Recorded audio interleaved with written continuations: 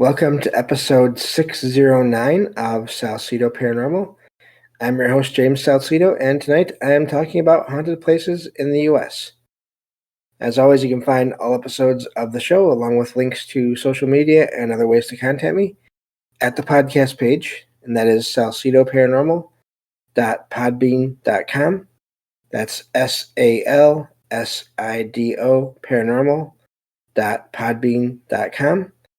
Always happy to hear from you all, whether you have comments or questions or topic suggestions, or accounts of paranormal experiences, whether they're your own or from others that you trust. Happy to either read those or have you join me on the show to talk about them.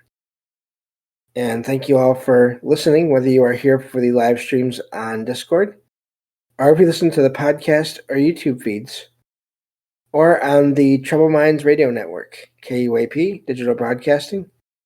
There you can hear replays of 2 episodes of the show every night at 6 p.m. Pacific, 9 p.m. Eastern, right before Troubled Minds Radio comes on. And as always, I want to thank Michael Strange, host of Troubled Minds Radio, if I can talk, for having me on the network and putting all my shows up there. If you'd like to support the show, there are some different ways to do that. You can always share the show with others and rate and review it on your favorite podcast platforms. You can find books I've written, paranormal fiction and nonfiction, over on Amazon. You can also sign up for the Patreon page and get 2 extra episodes of the show every week. And that's True Paranormal Stories from the Web for any of the paid membership level tiers there. And you can also just make one-time donations through PayPal.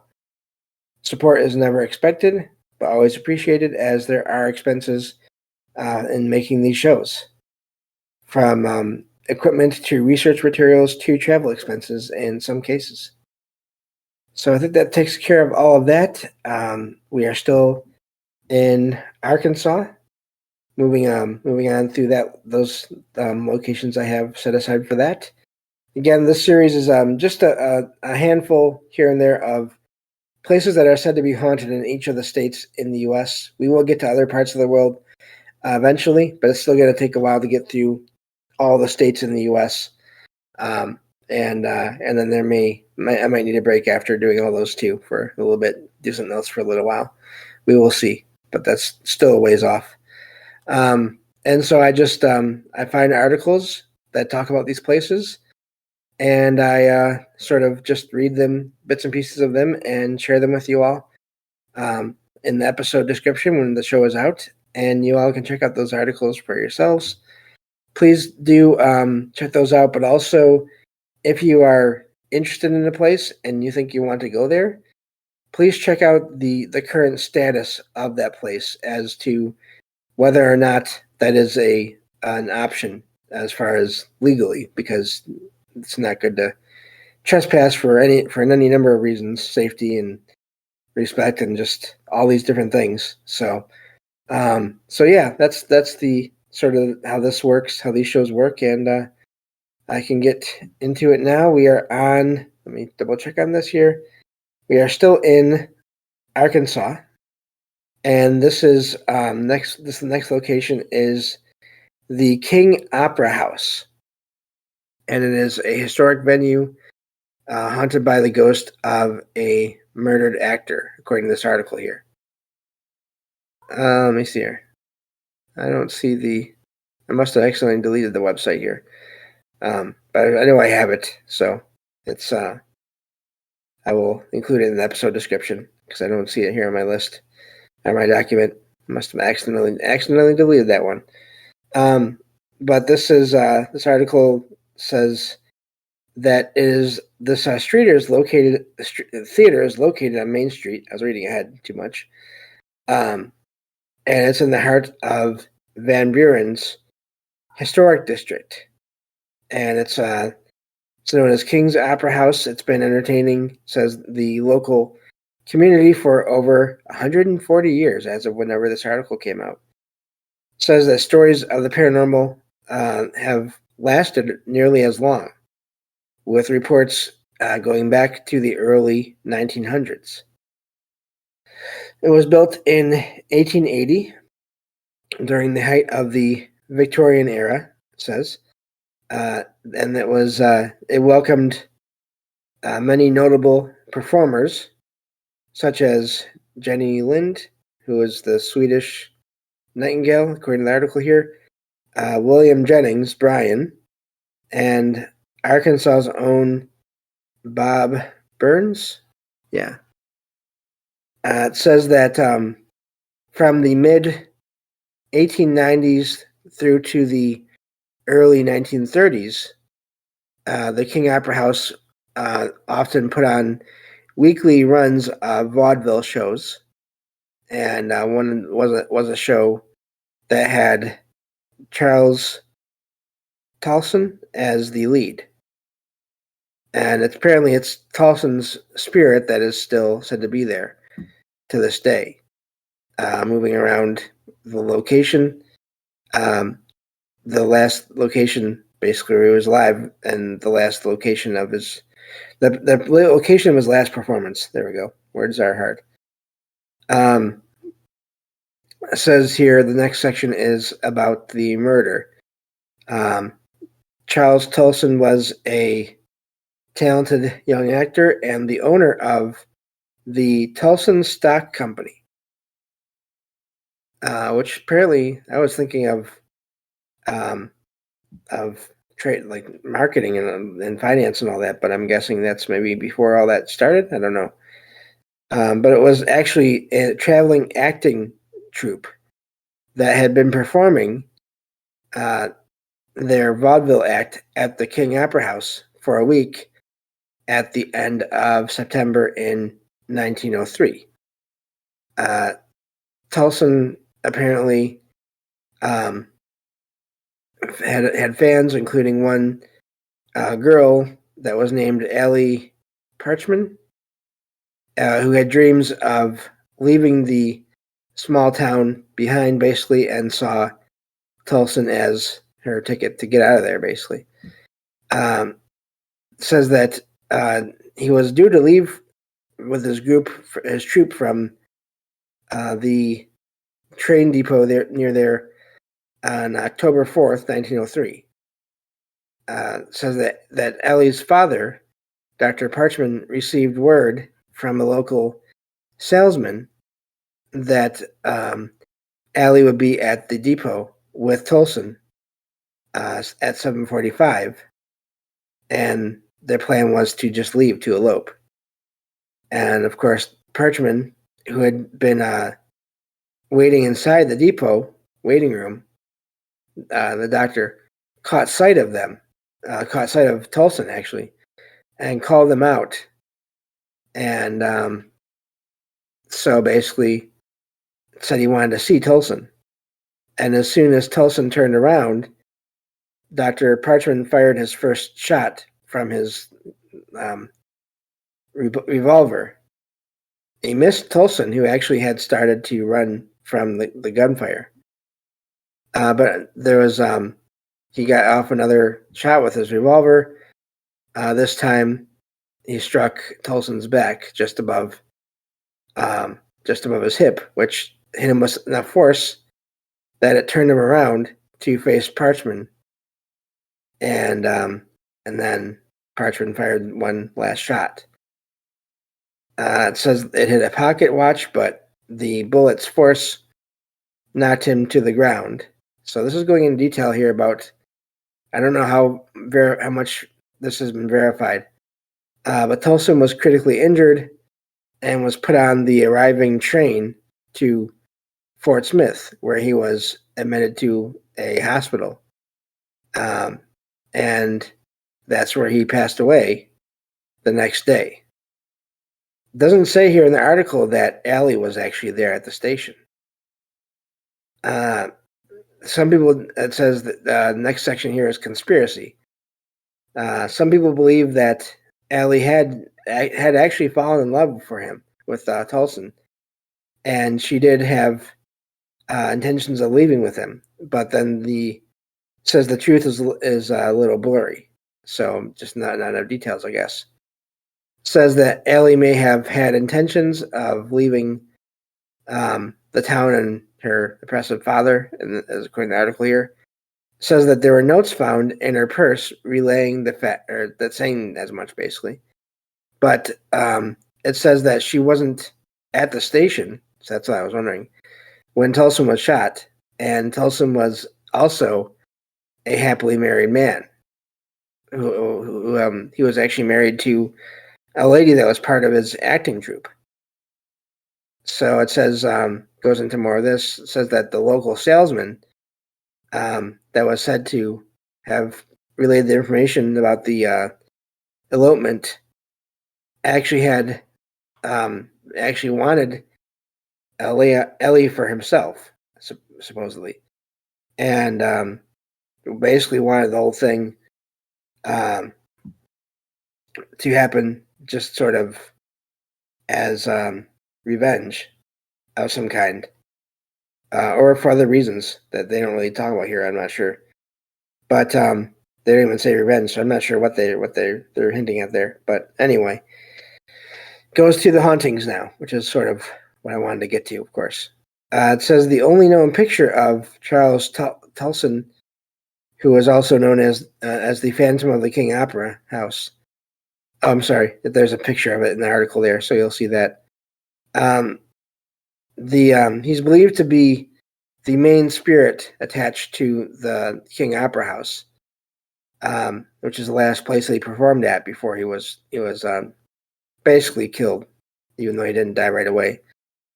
Former employees of the Opera House have had several strange experiences. One of these was the constant feeling of being watched when they were supposedly alone. One director of the Young Actors Guild, which used to perform at the theater, says they closed up the theater one night, turning off the lights, and when they came back the next day, all the lights were back on again. And it sounds like they were actually switched back on, not just on. So it says that others have seen the ghost of Tulson in full form, dressed in a long black Victorian coat and top hat and a cape. It asks if Charles is the cause for all the activity there, or are there others? And this is what the rest of this article gets into. Let's see here. And talks about what you can do there. So that's the end of that article there. So I guess the idea is that there may be others there that are causing other activities. So that's a neat article. And again, whenever it comes to the past, there's so much. I'm glad to hear that I have someone looking forward to all the ghost stories. But responding to the chat there. But yeah, there are so many of these accounts of why there are apparitions seen in places, and it's amazing to me how often there's not a clear story as to how or why things happen the way they did, or even in some cases how or why the apparition is seen there. And by that I mean there's no record of this person that is said to haunt the place ever even existing. So that's not so much the case here. It does sound like this was a person that did exist and everything. The questions seem to be about the whole circumstances surrounding his death and all that. So moving on to the other article that I have set aside for this location here. This one I do have that article website link here, and it is from, actually it's from a news outlet, 5newsonline.com. It says, the title reads, Haunted Arkansas, the Phantom of the King Opera House.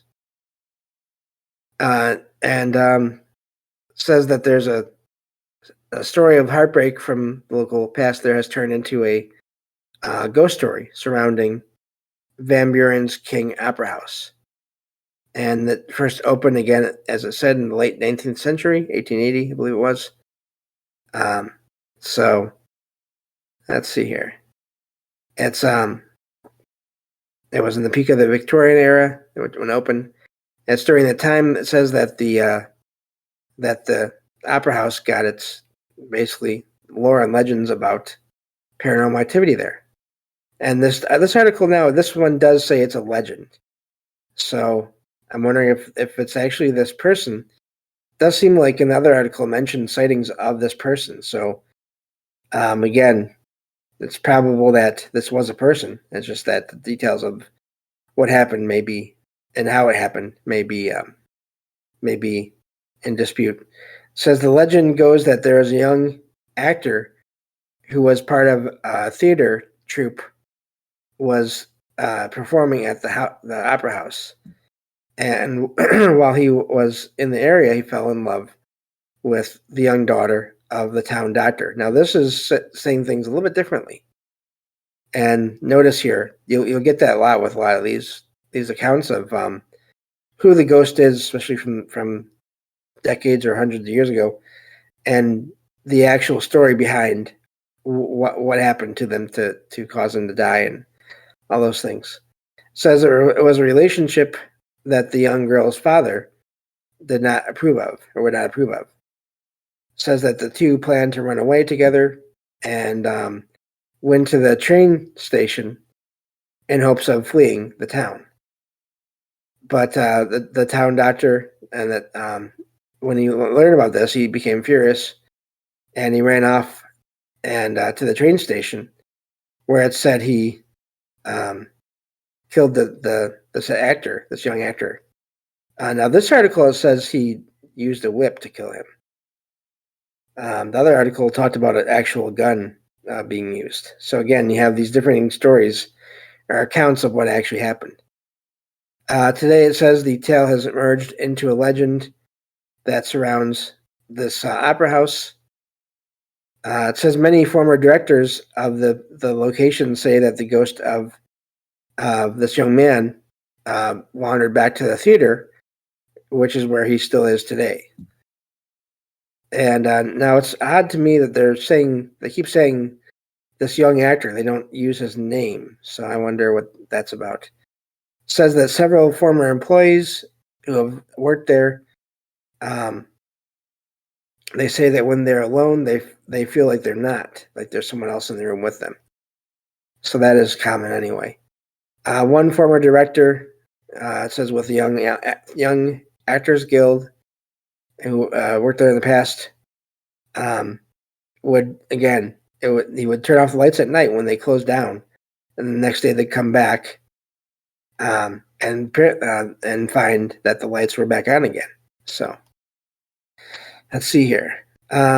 Others say that they've actually seen the ghost of this young actor, this young man, in person. And he's said to materialize dressed in a top hat and Victorian-style coat, with a long cape, and still wants to be with the young girl that he fell in love with all those years ago. So that's the end of that article. I do find it odd that there are no names in that second article versus what is in that first article.